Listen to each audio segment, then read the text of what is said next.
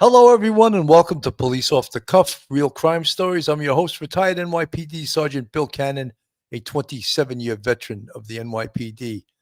You know, we've been watching all of the impact statements in regards to Bryan Kohberger.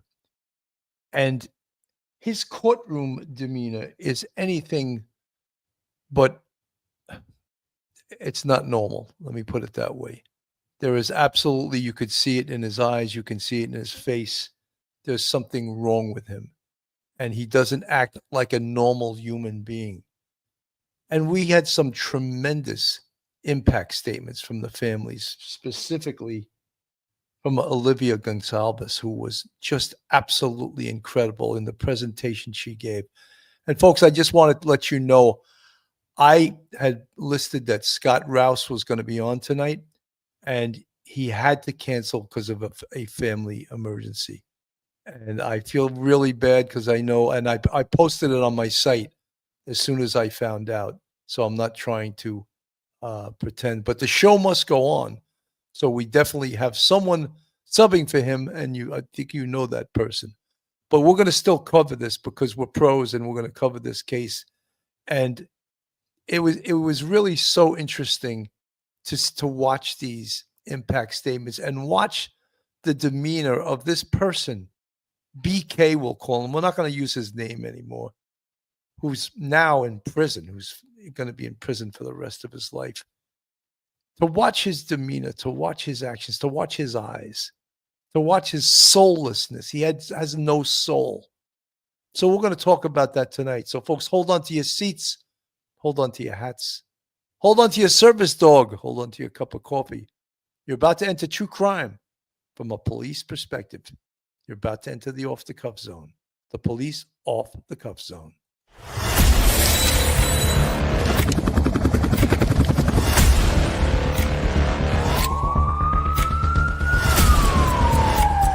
There has to be some common sense.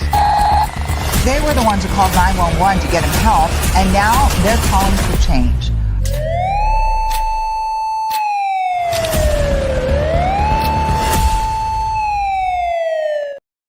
And now a word from our sponsor.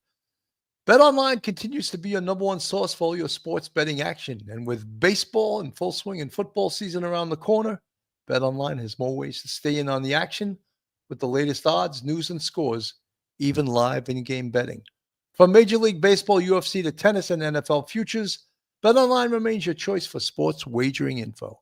In between games, head over to the BetOnline Casino with all the top Vegas-style games, including poker and live casino. Head to the website today and take advantage of their industry-leading VIP program with level-up bonuses and weekly cash boosts.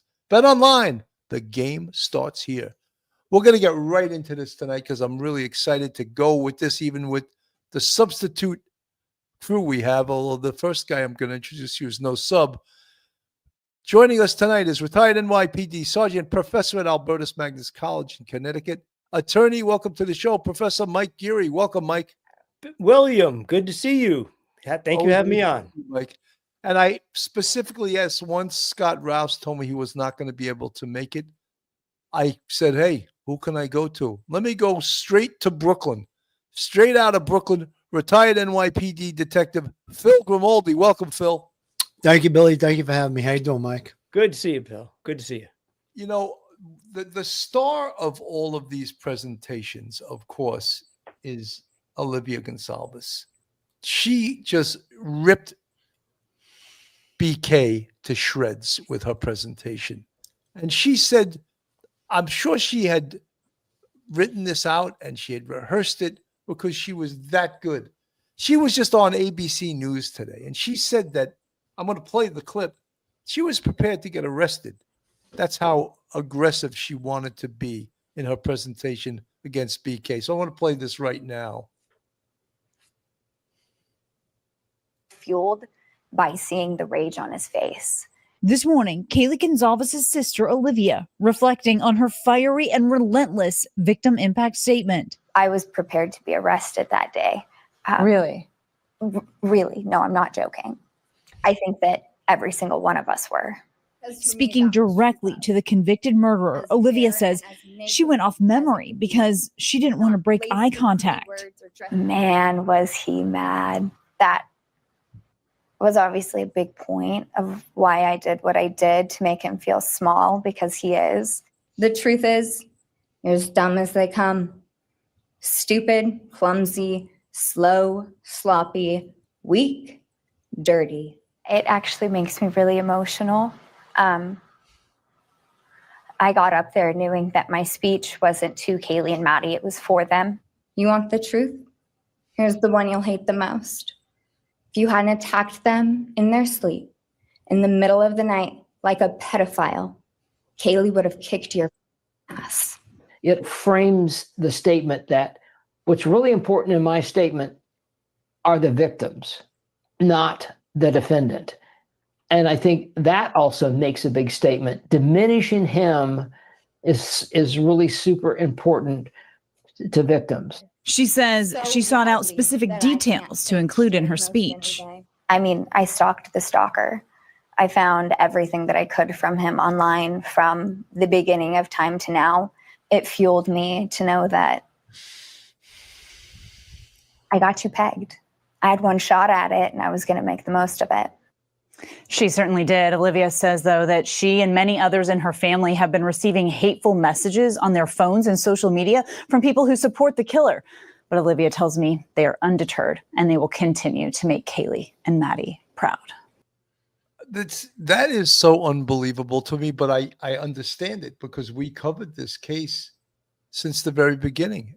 And we called those people pro-burgers, people that hated law enforcement, people that believed that BK, this mass murderer, is innocent. And they're still out there, Mike. What do you think? Yeah, Bill, there's nothing you can do about it. It's not rational. I would imagine that BK is going to have some marriage proposals from a number of ladies, probably 3 or 4 of them, because that's what people do. They get wound up. They get into a situation where they get really emotional. It's an issue that they feel is bigger than themselves.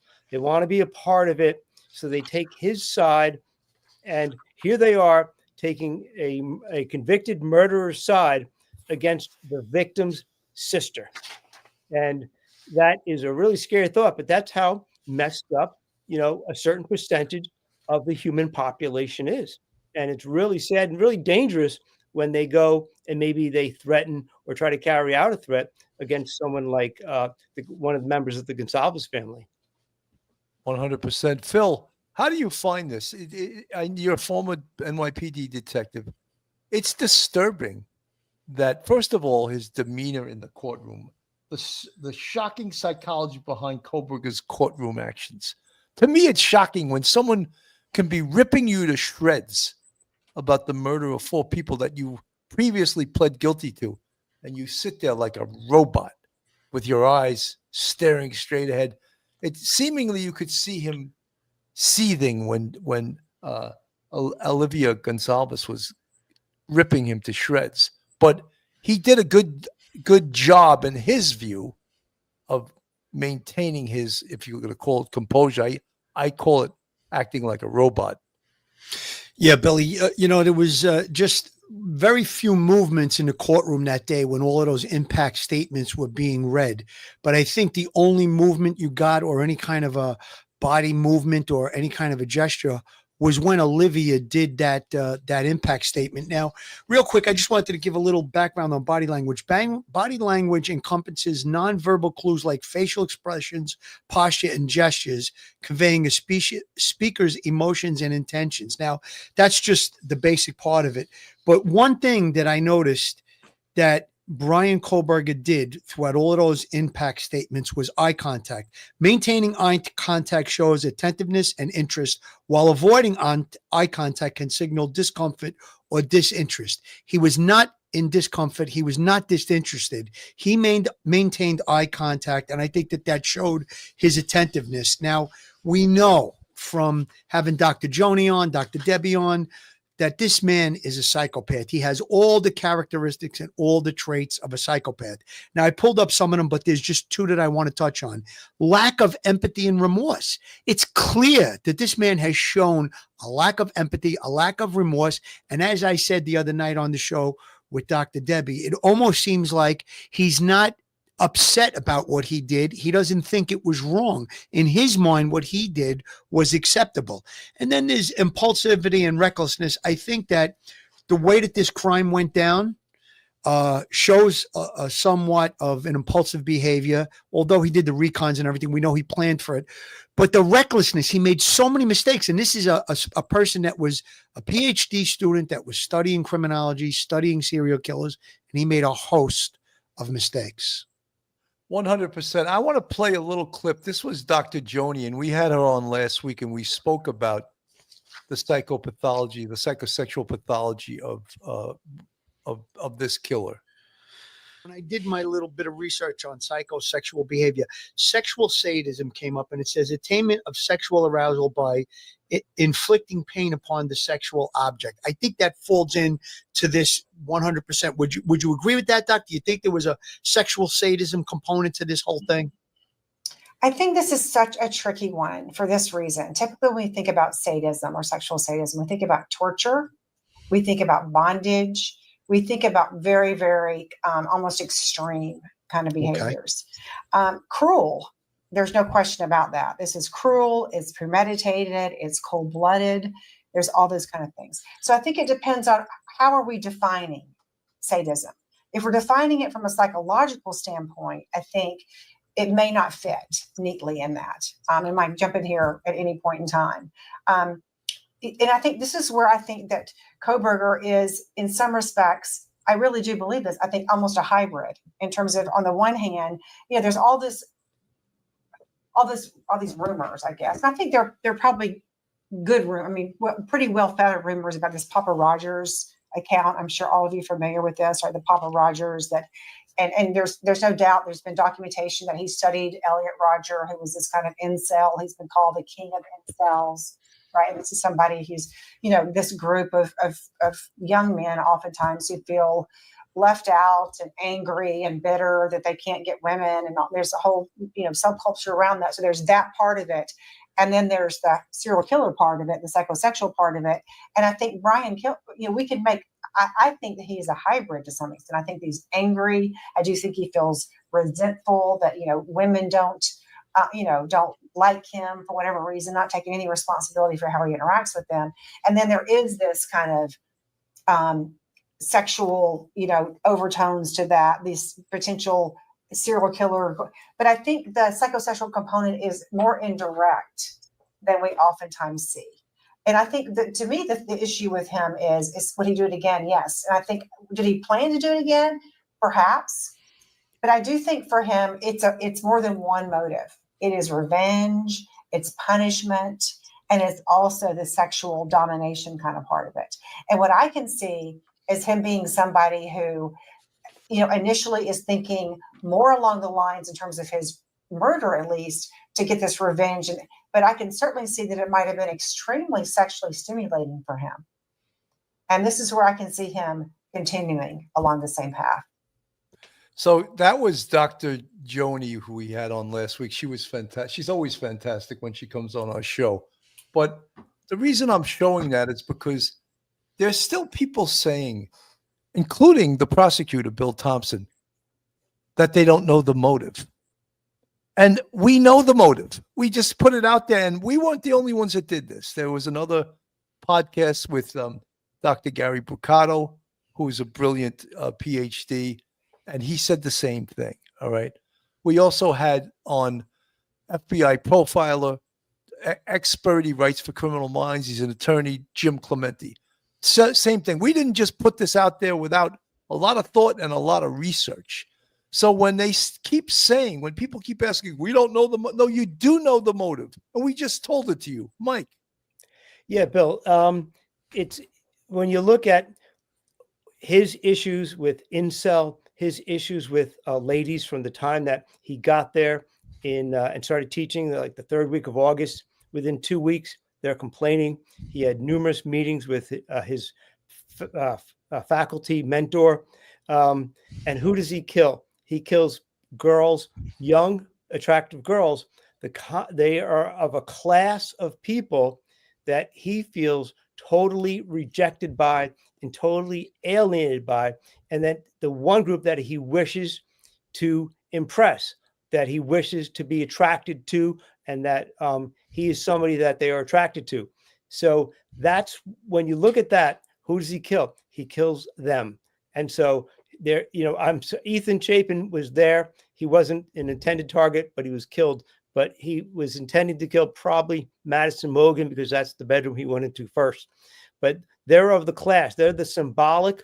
They're suffering because they are of the class of people that he feels that put him down, didn't respect him, and wouldn't have anything to do with him his whole life. And they paid the ultimate price. And so therefore, when you look at it, there's absolutely a sexual component to it. Someone in the chat just gave me that was very well said, Mike. I was a little distracted. Someone in the chat just gave me BK's prison number. So we can refer to him now as inmate number 163214. All right, that's who he is. He's a number. He doesn't have a name anymore. So if you 163214, that's who this guy is. Okay. And I am just baffled at his courtroom behavior. And I'm so glad that we got to see it from the day of the sentencing when Judge Hippler went through each murder one by one by name. And all he said was yes. And clearly that was so robotic and so inhuman. And if I have any criticism on this case, my criticism is for the day of the sentencing when the prosecutor didn't require him to admit to certain things. And when I saw Bill Thompson interviewed, I wasn't happy with his answer either. And what he said was, what makes you think if we would have asked him those questions, he would have told the truth? He would have just, well, you can verify if he told you the truth. For example, where is the knife? Oh, guess what? We went and recovered it, but they didn't ask him things that they could verify. So I was very unhappy with that answer. Phil, I can see you are too. Yeah, Billy, I agree with you. I was unhappy with that kind of a response to the questions regarding Bill Thompson. And I think that basically here's how you do it. I mean, if defense comes to the prosecutor and says, we want a deal for no death penalty. Okay, we'll consider a deal for no death penalty. However, we want cooperation from what is it? What's his number here? 163214. Okay. I'll call him BK for now, but we want BK to cooperate with us. And then when he tells us whatever he's going to tell us, we'll go out and try to corroborate it. And if we feel that the information that he's giving us is in fact correct and true, then we would proceed with that type of a plea. But he had all the cards in his hand. Thompson had all the cards in his hand. I mean, he has investigators at his fingertips that can clearly try and corroborate some of the things that he's going to tell. Now, yeah, he's a liar. Maybe he is. But the minute he starts to lie, we probably know more than they're letting on to about his movements and the actions and the things that took place and the things that he did. But one of the biggest things, like you said, Billy, where is this knife? And we would actually be able to take PK out of custody with an armed security detail and go to the location where he may have dumped that and look for it and try and recover it.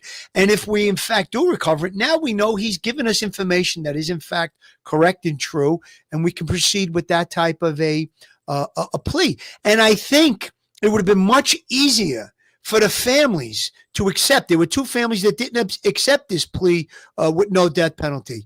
Those two families could have maybe accepted it a little bit easier if they said, well, he told us the reasons he did it or why he did it or how he did it. And we even recovered the murder weapon. We recovered the bloody clothes.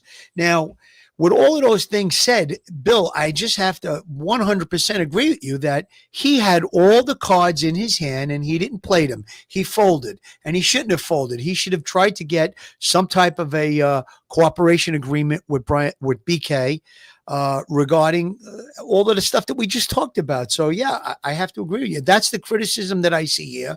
I was on the fence about the death penalty and him taking the plea and everything, but I think I would have been much happier with this whole plea deal if he would have given some cooperation and, allocated to what he did and help us with the recovery of the evidence. Black Cat from the chat. Yes, he had nothing to gain by giving a statement, but we could have used the leverage. We could have leveraged him. Sure. You're not getting this plea unless you tell us certain things. So they could have used leverage and they chose not to. And I'll tell you one thing. I'm just predicting that Bill Thompson is an anti-death penalty guy because he had no excitement for the death penalty. And in fact, I don't think he had any excitement for taking this case to trial. Professor Mike, your thoughts? I agree with Phil. Thompson folded like wet cardboard. There's no reason not to be hard on AT and Taylor and say, look, he'll come out with us, like Phil said. We'll find the gun with knife. We'll find the bloody clothing. We will interview him in the presence of AT, and we will corroborate everything he says. Then and only then will we go into court after we corroborate it, and then we'll accept the plea. You put conditions on that plea. It's like the dealer having all 52 cards in the deck. You can't help but win against an opponent. It doesn't make any sense why he did what he did. He doesn't have the fire in the belly. He didn't bring the fire. That's when you got all of the cards and you got everything on your side. Ann Taylor had no defense whatsoever other than trying to put up a good cross-examination of the witnesses. She had nothing. There was not going to be any talk of an alibi, not going to be any talk of, other possible suspects, nothing. Why wouldn't you go hard after this guy? Bring the heat. I don't understand it. It's really pathetic. Could you imagine if Dylan Mortensen would have testified and told all the things that she said in that impact statement to a jury? I mean, come on, there would have been tremendous response from a jury on something like that. And then all the other evidence. So, and the prosecution had all the cards in their hand. If the defense went to them, there had to be the conversation with BK 163214, and they must have said, we're not coming out from under this. The chances of an acquittal or even a hung jury are very, very minuscule. And you're looking at the death penalty. That's why they went to the prosecution for the deal. And the chances of not getting a conviction were very, very minimal and very, very slim. So he definitely dropped the ball on that one.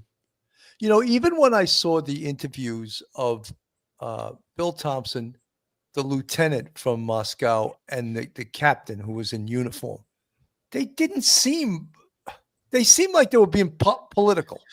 They were trying to hide certain things, or they didn't want to talk about certain things.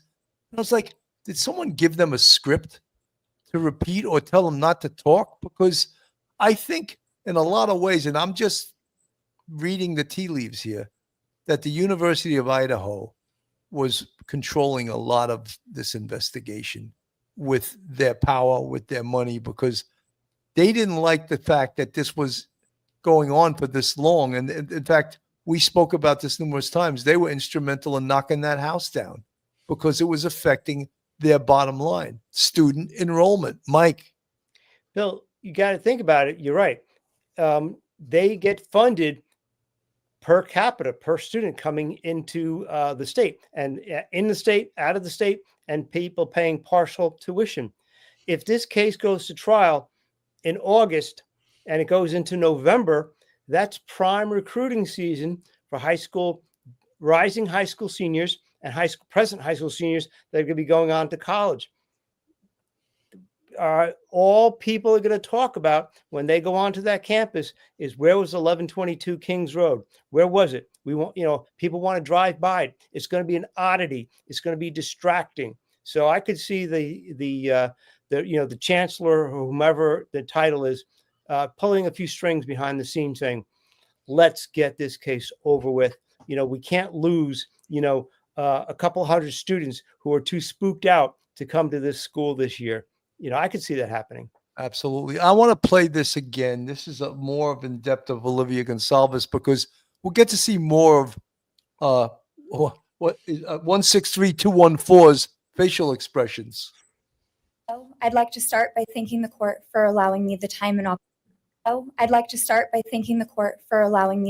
opportunity to speak today. My name is Olivia, and I'm the big sister of Kaylee Goncalves, and I was blessed to love Madison Mogan as a sister too. I'm not here today to speak in grief. I'm here to speak in truth. Because the truth is, my sister Kaylee and her best friend Maddie were not yours to take. They were not yours to study, to stalk, or to silence. They were two pieces of a whole, the perfect yin and yang. They are everything that you could never be. Loved, accepted, vibrant, accomplished, brave, and powerful. Because the truth about Kaylee and Maddie is they would have been kind to you. If you had approached them in their everyday lives, they would have given you directions, thanked you for the compliment, or awkwardly giggled to make your own words less uncomfortable for you. In a world that rejected you, they would have shown mercy. Because the truth is, I'm angry. Every day I'm angry. I'm left shouting at the inside of my own head everything I wish I could say to you. The truth about me is when I heard the news, I didn't cry. I listened for them. I promised them I would, that I would fight for them, that I would show up no matter what it cost me. I swore I'd never let them feel alone. Because you see, I've always been their heavyweight. I've always been the one to fight the battles they didn't feel ready to fight themselves. All it ever took was a call, and they knew I would handle it for them, no matter the time, no matter the cost. They could wave their white flag because they knew I would never back down, not for them, and not even death could change that. Somewhere along the line, I started to think about what I would say to them if I was given just one last chance. If I could gather enough heartbreak or love or sacrifice or whatever it took to get just one message across, what would I say? Throughout this entire process, I've written my feelings down at every moment, my wishes, my love, my denial, my anger. And as one final act of love, I'd planned to read these thoughts, even jarring and discombobulating and not even making sense. Because for me, that was true love. As bare and as naked as it could be, not laced in pretty words or dressed for the occasion, but written through bleary eyes at 2 a.m. He does, as she's talking now, he is squirming a little bit in his seat. So, I mean, that is indicative, obviously, that she's getting to him. And I wish we had Scott Rouse here, because he would tell us exactly what that means. But you see how even in his chair, he's looking more intently. I would think that is a sign of not liking what is being said. Mike, what are your thoughts? Yeah, Bill, he's all about power over people. I think he respected Steve Goncalves' words because they're coming from a man and they're very powerful. And he respects that. He's a psychopath, but he respects power. Then you have Olivia gets up there. She's the victim's sister, and she's talking to him. Now here's a lady projecting power to him, and he doesn't like it. He doesn't like it at all. And as she goes on into her monologue, and she's talking to him, she's looking directly at him. He does, and I noticed it when it was live on TV. You could see his demeanor change slightly. Whereas before he would look at a man a certain way, but when she came on and she started talking about him, he started to move around. He was very uncomfortable, and I'm sure it took a lot of control for him to say, not to say go F yourself or whatever. He was very angry about, you could see it in his facial muscles, how he tightened up when she was attacking him. That's the worst thing that he could ever experience. That is rejection by a young, attractive lady. He can't deal with it. He goes haywire, and he doesn't know what to do. I'm glad she did it the way she did it, the way she said it. The content was perfect, and to see him squirm was beautiful. Cat H, if you watched, he's gritting his teeth, jaw muscles working. Cat H, very good observation. I think you're 100% correct. I am, with clenched fists, angry at this reality. My true final act of love was to continue on without them, for them. That dream to read aloud my love to them, to bring meaning through pain, was the latest blow in realizing you don't deserve it. And Kaylee and Maddie don't need it. Kaylee and Maddie have always known my love, and they would never ask me to prove it by further victimizing myself to a defendant who has shown no guilt, no remorse, no apprehension. They would say to me, why would you give the satisfaction of showing vulnerability now? You promised you would never back down. And for that clarity, I'm thankful. I won't stand here and give you what you want. I won't offer you tears. I won't offer you trembling. Disappointments like you thrive on pain, on fear, and on the illusion of power. And I won't feed your beast. Instead, I will call you what you are: sociopath, psychopath, murderer. I will ask the questions that reverberate violently in my own head, so loudly that I can't think straight most any day. Some of these might be familiar, so sit up straight when I talk to you. How was your life right before you murdered my sisters? Did you prepare for the crime before leaving your apartment? Please detail what you were thinking and feeling at this time. Why did you choose my sisters? Before making your move, did you approach my sisters? Detail what you were thinking and feeling.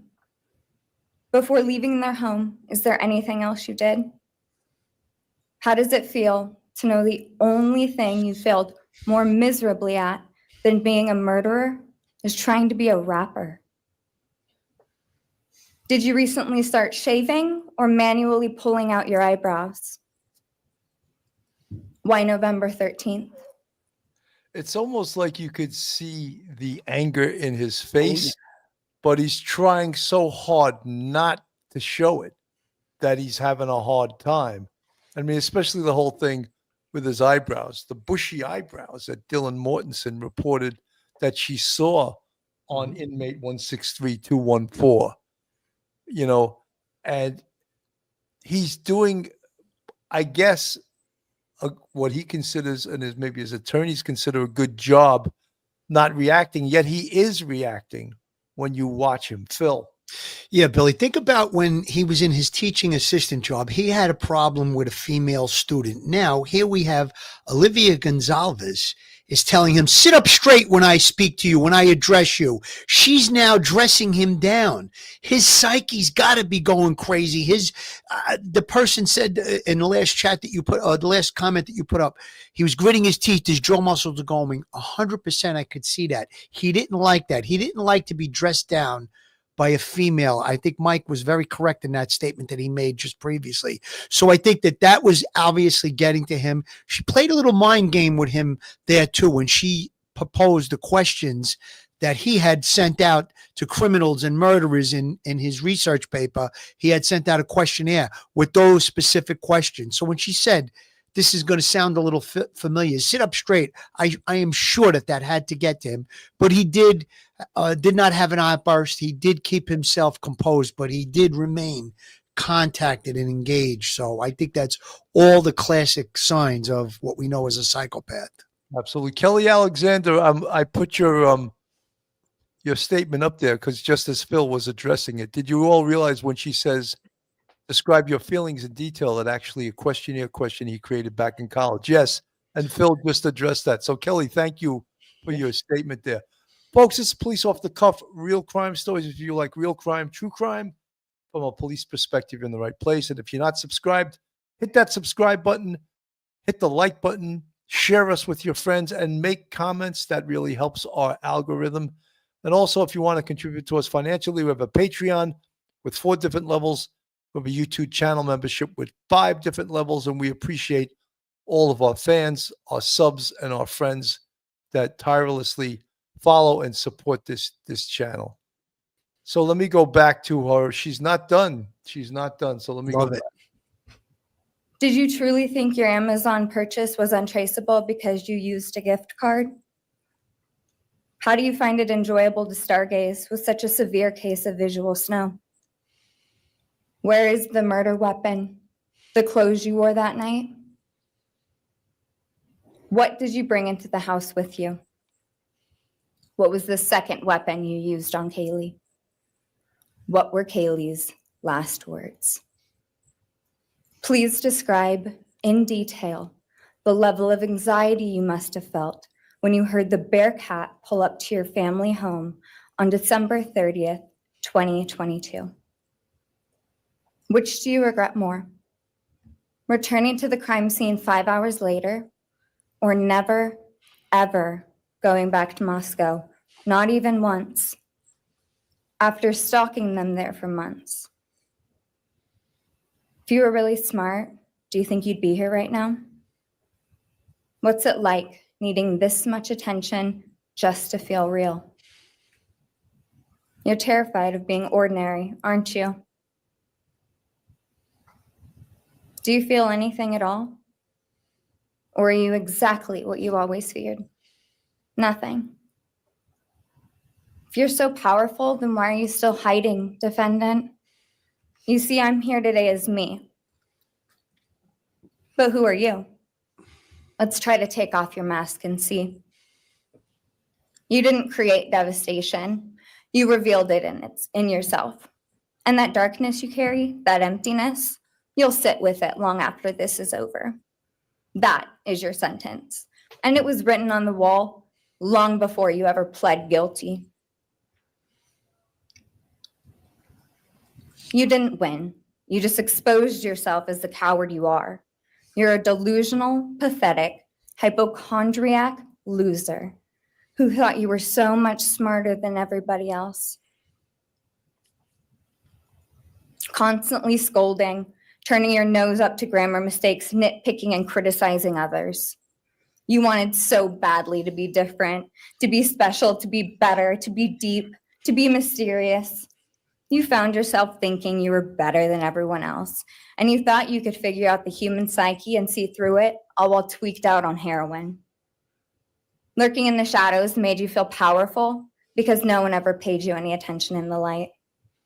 You thought you were exceptional, all because of a grade on a paper. You thought you were elite because your online IQ test from 2010 told you so. All of that effort just to seem important. It's desperate. There is a name for your condition, though. Your inflated ego just didn't allow you to see it. Wannabe. You act like no one could ever understand your mind, but the truth is you're basic. You're a textbook case of insecurity disguised as control. Your patterns are predictable. Your motives are shallow. You are not profound. You're pathetic. You aren't special or deep, not mysterious or exceptional. Don't ever get it twisted again. No one is scared of you today. No one is intimidated by you. No one is impressed by you. No one thinks that you are important. You orchestrated this like you thought you were God. Now look at you, begging a courtroom for scraps. You spent months preparing, and still all it took was my sister in a sheath. You work so hard to seem dangerous, but real control doesn't have to prove itself. The truth is, the scariest part about you is how painfully average you turned out to be. The truth is, you're as dumb as they come. Stupid, clumsy, slow, sloppy, weak, dirty. Let me be very clear. Don't ever try to convince yourself you mattered just because someone finally said your name out loud. I see through you. You want the truth? Here's the one you'll hate the most. If you hadn't attacked them in their sleep, in the middle of the night, like a pedophile, Kaylee would have kicked your fucking ass. Wow. That was the Love piece it. de resistance. Love That was the clincher, man. When she said that, that was just unbelievable. And I mean, his face, he tries not to belie any expression, but I think you could see the temperature going up in his brain, his little brain, inmate number 163214, you know, you could see him seething. But that was a knockout punch, Mike. Yeah, Bill. You could see him fuming. What little gray matter he has between his ears was burning up, and that was great to see live in TV. And I compare that to poor Dylan Mortensen's victim impact statement. I think because she was showing so much difficulty expressing herself, and she has severe PTSD. I think he actually enjoyed that. I think he actually felt good about Dylan's speech because he could see a woman who seemed at that point somewhat powerless, even though she's in the driver's seat, giving the victim his impact statement. She is suffering tremendously, and I think he actually liked seeing Dylan acting that way, and still after 2 years and almost 9 months, still feeling like a victim. I think he relished that because that's all he's got. That's all he has. He's got nothing else in his life. He's a big zero. And so it was, amazing that Dylan could get up there and talk. But I think he actually appreciated that. It made him feel something powerful, that he could still have that effect on someone. But Olivia, no, she decked him. That was great. That was wonderful. Carol Grayston, thank you so much. Carol just gifted 5 police off the cuff memberships to 5 lucky people. Carol, thank you so much for all you do. Carol's a fantastic moderator. Bill, could I just interject one quick thing? I want to piggyback what Mike said. I think that Dylan's statement, Mortensen, was definitely empowering, and Olivia's was emasculating. It was just two opposite sides of the coin. One he enjoyed. I think you're 100% right, Mike. He was actually getting enjoyment out of seeing her so broken and racked with PTSD and unable to compose herself. But the powerful statement by Olivia Goncalves, I think that was definitely emasculating to him. And at times, like Billy was just saying, he was moving around a little bit, he was nodding his head at certain times. So definitely there was some body language to speak of there. 100%.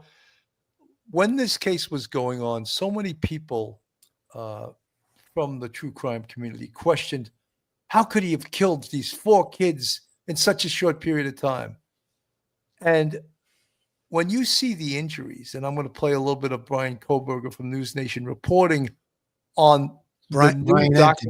Brian Enton, the documents that came out in regards to their injuries. I want to play a little bit of this right now.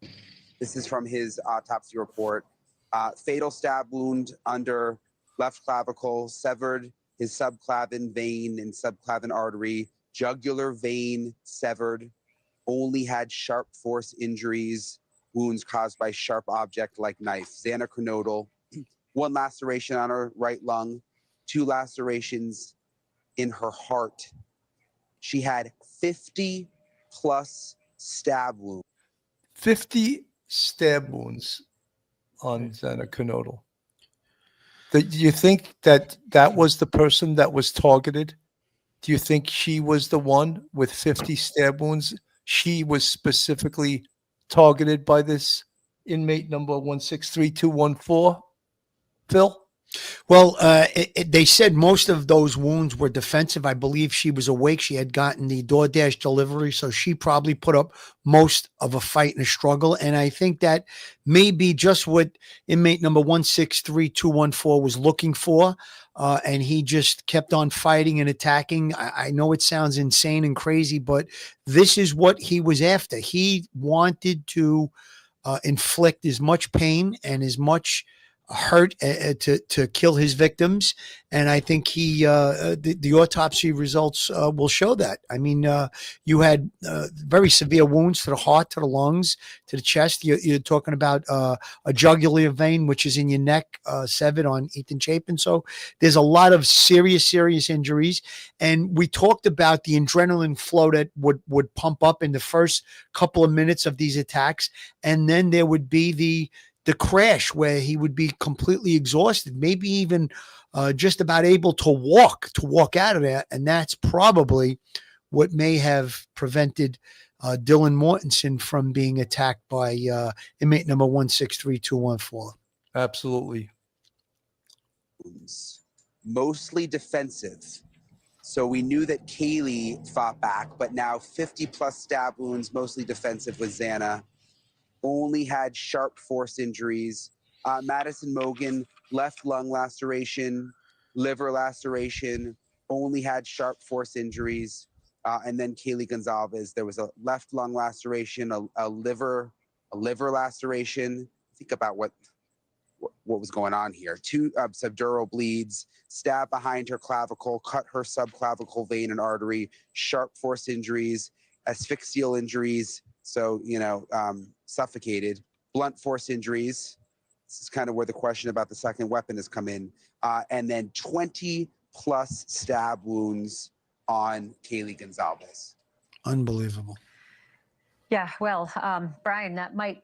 So that, that is overkill, and when you look at this dirtbag in the courtroom and then you read this report,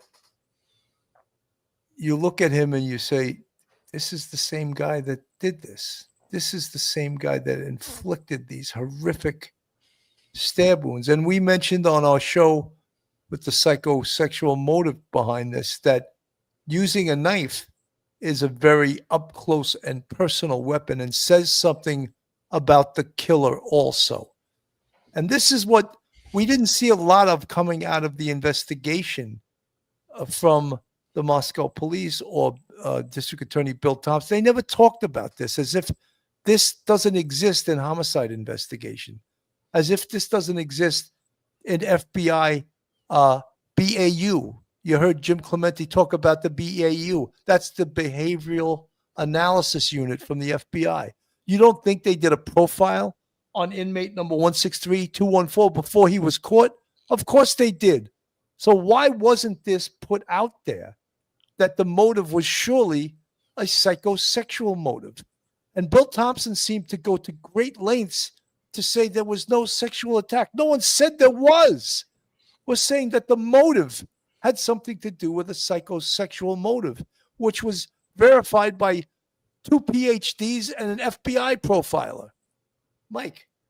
Yeah, Bill, from day one, I remember thinking back to like November 15th or something, like maybe a day or two later, like the mayor of Moscow, Idaho said, said, we have 4 people dead, but there's no further danger to the community. Something really weird, like the juxtaposition between, there's a mass killing, but it's okay, people, don't worry about it. The messaging is off. It doesn't make any sense. And the FBI and Jim Clemente, who, by the way, got Rex Heuermann a decade before he was caught, got him down on paper pretty much 100%. Of course they did this, and they probably came up with something like a young man, probably a student, things like that. They knew what they were talking about because they're the professionals. The problem is you have probably Bill Thompson and the mayor hearing other voices in the background saying, we can't have a Jack the Ripper sexual predator, are running around our streets. We have to keep this, keep the narrative away from that sort of thing. And you could see that happening. Yeah, it was from what we saw, just as a uniformed police sergeant, and you guys as detectives that have done these sorts of things way more than me, we were all on the same page about what was driving this attack. And so the fact that you get Bill Thompson going out of his way to not to say that there was no, technically no stalking, which is ridiculous, and technically this was not a sex crime, again, which is ridiculous because we're talking about the motive. It's absurd. It's absurd that this would happen, and I think it really is cheating the public out of understanding who exactly that inmate number 16, whatever his name, 163214. Thank you. About what a monster he actually was. Mike, it smells of politics. Yeah, they were protecting the Idaho community, and it doesn't help. I mean, I was disgusted by him not, especially when he answered the question about, if we would have asked him questions, how do we know if what he replied would be true? Are you kidding me? Are you actually kidding me with that stupid statement? Right. Unbelievable. You know something, Billy? You made such a great point when you brought out about the fact that it was done with a knife. I mean, if it was just about a kill, he could have probably procured a rifle and shot people from a distance, but that's not what he wanted. He wanted to be up close and personal. He wanted to sneak into that location in the middle of the night, especially when on a Saturday night, he thought that these kids might be drinking and vulnerable, asleep. He wanted to be very personal in nature with the way that he did this attack. He wanted to be up close. He wanted to stab them to death. And there was definitely overkill there. As you said, Billy, there was a lot of excessive stab wounds, and there was blunt force trauma. They would talk about a second type of weapon. Who knows if it was some type of a hard object. It could have been a sap glove, could have been a blackjack. It could have been anything, a hammer, any number of items it could have been. But this is what he chose because his psychopath nature, he wanted to be able to relive it. He wanted to be up close and personal. He wanted to experience it, especially since he had studied serial killers. He didn't want to be the guy that was going to fire a shot from 200 yards away and take someone's life. No, he wanted to be right in there, a real sick individual to sneak up in the middle of the night, enter the location, and use that K-bar knife to end the life of 4 beautiful young kids. Absolutely. This is Judge Hippler, who was, I think, fantastic in this case. This morning by acknowledging and thanking those that have come here today in support of their loved ones. And I appreciate your courage and your strength. And I hope that you are able to move on as best as possible. Thank counsel for the professionalism that they've exhibited throughout this case. It's been my great honor to preside in this case and to help bring, to the extent possible, some resolution and hopefully justice to this case.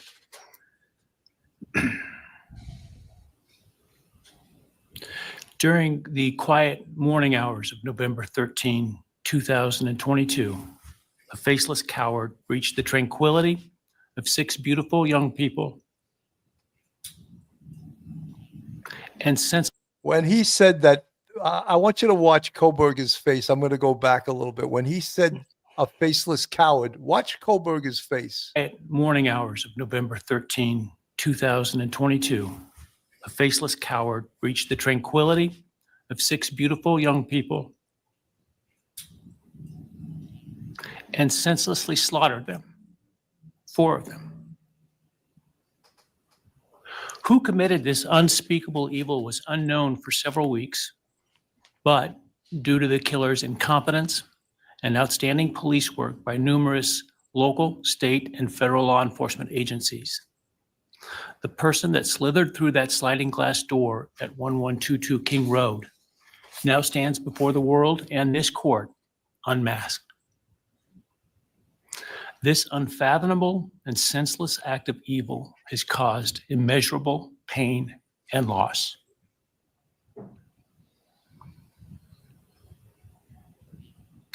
No parent should ever have to bury their child.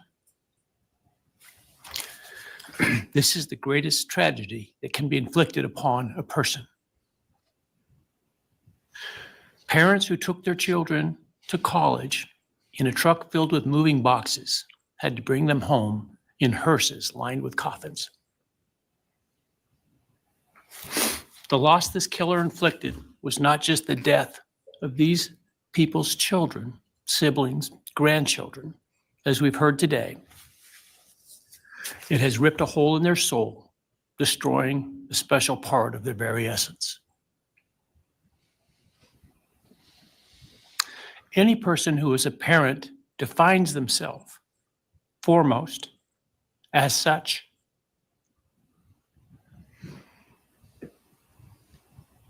It is their existence and purpose of being.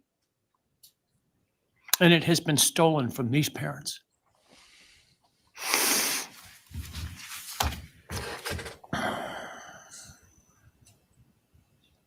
None of us have experienced the loss these victims have in the unspeakable way that they have. And therefore, none of us can, nor should we, question the way in which they have handled their loss. Whether that be in private mourning, removed as far as possible from this media circus, or in front of a camera demanding retribution with the loudest megaphone. I've listened intently to the stories and pain that have been shared today, with great awe at the courage and resilience of the surviving family members of those wonderful children. I've listened also to the surviving roommates, both in person and through their friends. And I can't think of how, frankly, courageous they have been despite the hell that they have faced by uncaring people who have come up with all kinds of crazy theories about two kids simply being kids. The parents, siblings, and other family members who have spoken today are designated as victims in our legal system. But going forward, I hope that they can shed that label, as it gives too much power to the evil that condemned them to that role. They are and should be known as survivors, fighters, and foremost as witnesses to the tremendous lives of value and unbounded promise of these four young people. But those speaking today and those who did not speak, but who carry the same burden, this same loss, now carry forward the memories of these now perpetually young people, these forever children. These survivors carry the responsibility of ensuring that the voices of these children, Maddie, Kaylee, Xana, and Ethan, are never forgotten, and the positive impacts that they have had on so many lives are never minimized, and that the love they shared, the light that they shined onto others is forever celebrated. As we sit here today, this case is ending, and we are now certain who committed these unspeakable acts of evil, but we don't know, and what we may never know is why. I share the desire expressed by others to understand the why.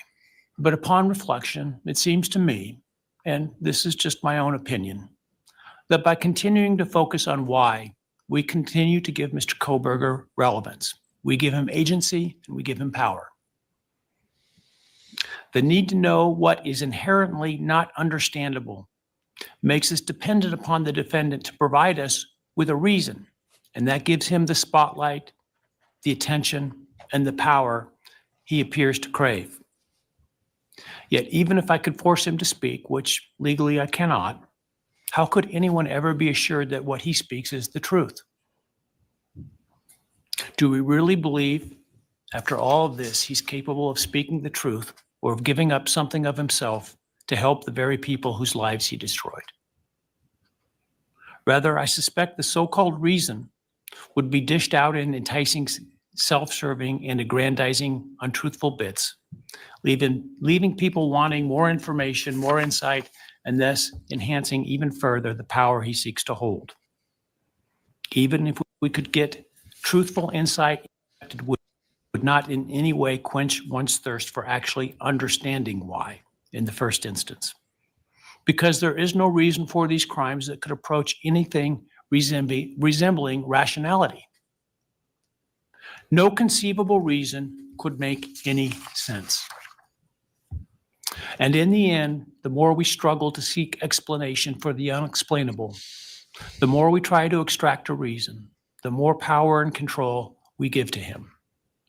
In my view, the time has now come to end Mr. Kohberger's 15 minutes of fame.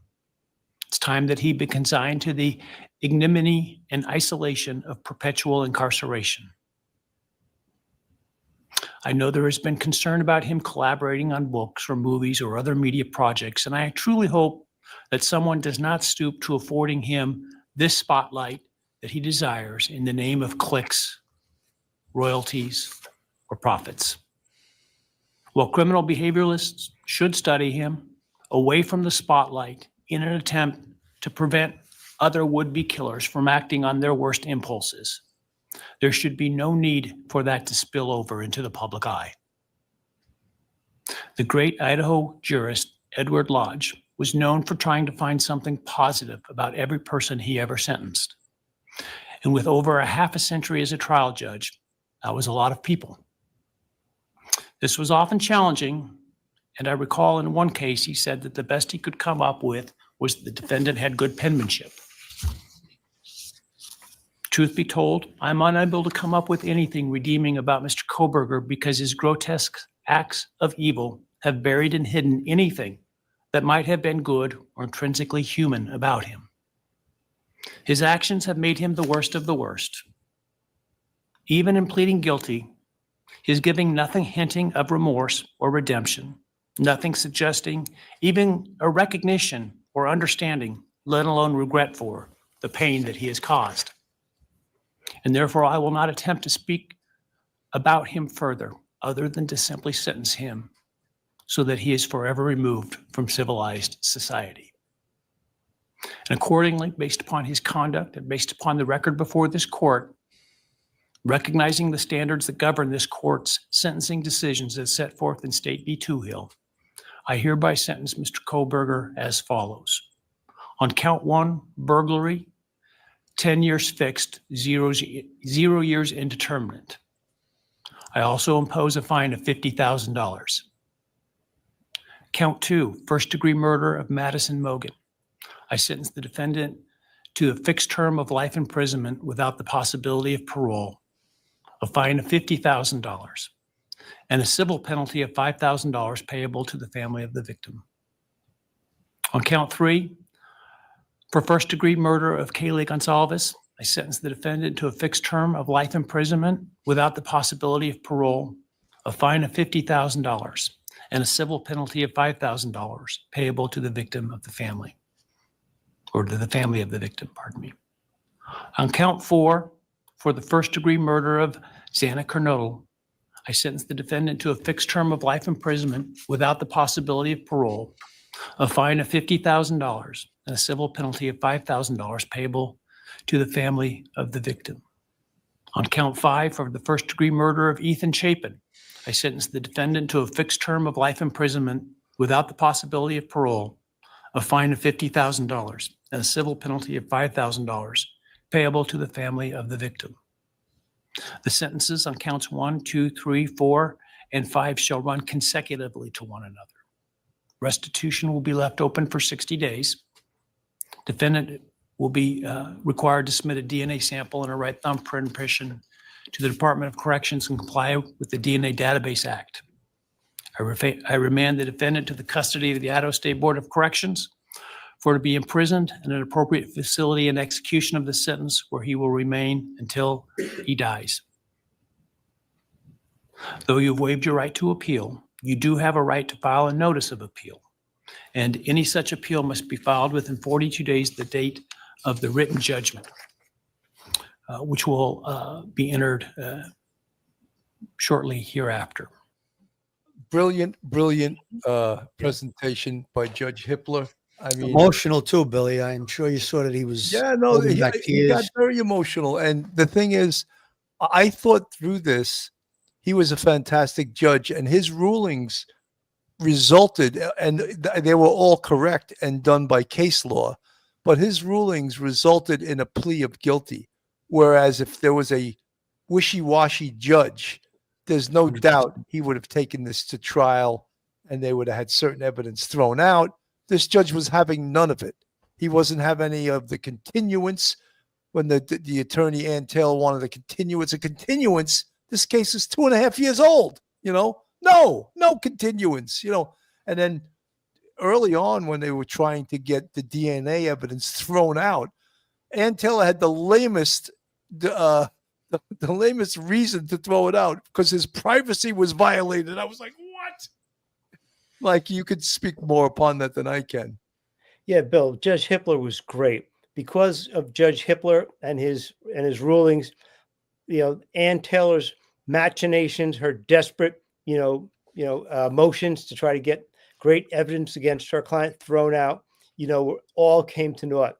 Hippler was not some sort of, O.J. Simpson trial, Judge Lance Ito, who was a train wreck and who lost control of the discipline in the trial and allowed the defense to go spinning out of control, saying all kinds of crazy things. Judge Hippler would have none of that. And that's why this case has come to the end that it has. If he had succumbed to the temptation of giving Ann Taylor any of the winning any of those motions, she might have seen a little bit of daylight, a little sliver of daylight. And she said, you know what? We may win this case. It's going to be an uphill battle, but we may get a hung jury. Who knows? Things can happen, but we should go for it. But with Judge Hippler, he shut the door on all the nonsense, and she was left with no cards to play. In my mind, Judge Hippler is number one. He did an unbelievable job, a fantastic job. Bill, let me piggyback what Mike just said, because he not only did such a great job, but all of his rulings were based on case law, and he slammed the door on any kind of appeals. So they were looking at, he's going to get convicted, and they were looking at, there's no appeal process here because all the rulings came straight from case law, and he shut the door on all of those things. So you're really slamming the door on appeals, and he was really staring down the barrel of the death sentence if he was found guilty, and we think he was going to be found guilty. So I think that he really was a very proactive judge. I have to tip my hat to him. He did a fantastic job. And as you said earlier, Billy, he's probably one of the main reasons that we wound up with the plea deal. And some of it we didn't like. That has to do with Thompson. But the fact that this scumbag is never going to breathe free air again, that he's going to die in a prison cell and he's going to be locked down for 23 hours a day. I don't think there's anything better that could happen to a piece of garbage like him. 100%.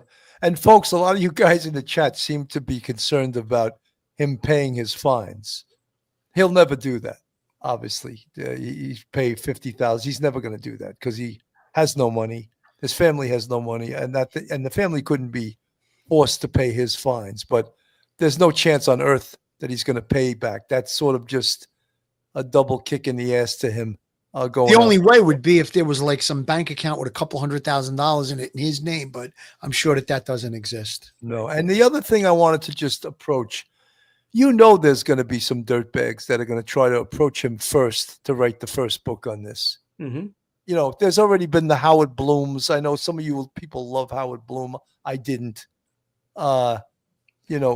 People writing books while this was going on. So you think that James Patterson, who put the book out the same week that the case was getting sentenced, you think that there's going to be anyone that has any pride that they won't go into the prison and try to interview him?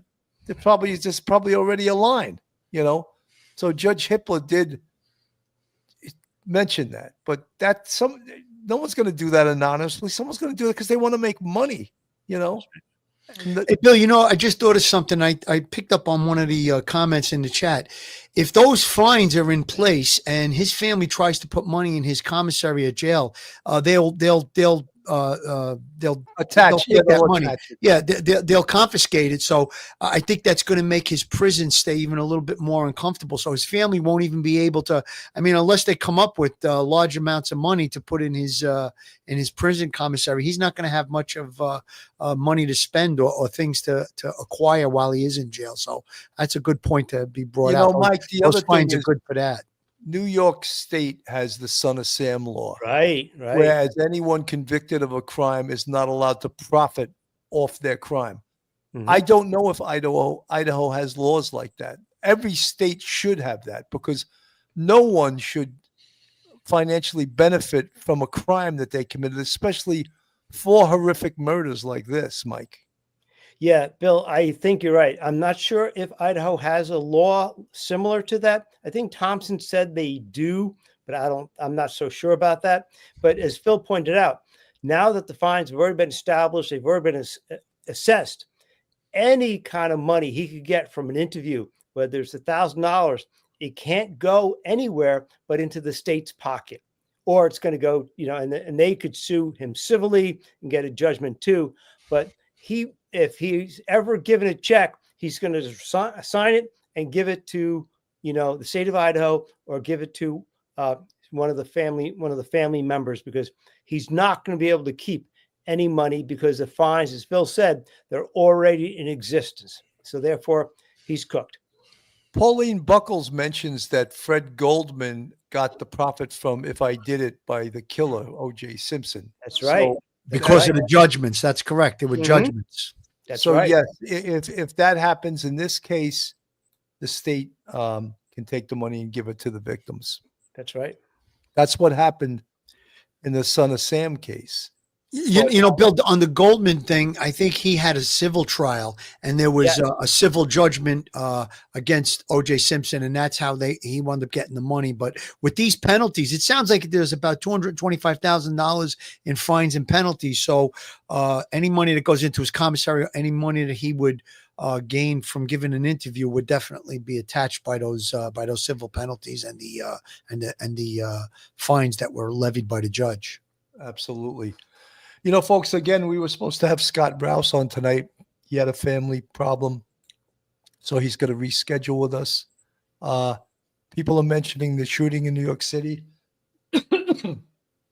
We know about it. We're going to cover it tomorrow.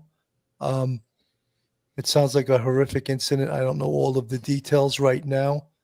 Tomorrow night at 8 o'clock, we're supposed to cover inmate number 163214, his stay at the Idaho Maximum Security Penitentiary, where he is now housed.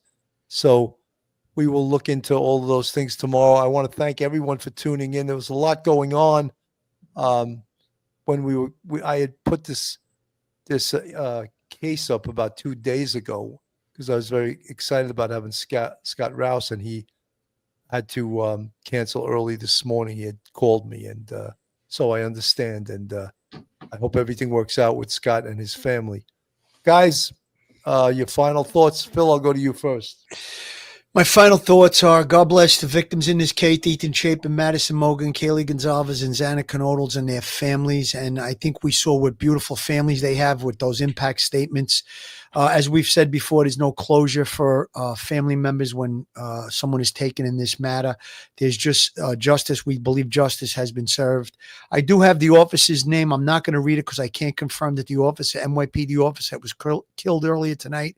I can't confirm it, but may God bless his soul and may his family find comfort and may he rest in peace. And the savage that shot all these people, supposedly self-inflicted gunshot wound, he's taken out. But everybody just have a good thought or a prayer for the people that were hurt and killed earlier tonight. Absolutely. Mike, your final thoughts? Just to have people think about the Goncalves family, the Mogan family, the Knodel family, and the Chapin family. And if you get a chance, think about those families, pray for those families, light a candle for those families, for what they have to go through. As a father of children myself, I can't imagine the pain that they're going through. and don't give any further thought to inmate 163214. Just erase him from your mind. 100%. Folks, I want to thank everyone for tuning in tonight on behalf of myself, Bill Cannon, Professor Mike Geary, Detective Phil Grimaldi. Thank you so much for tuning in. We'll see you soon, and God bless. Stay safe, everyone. One episode just ain't enough.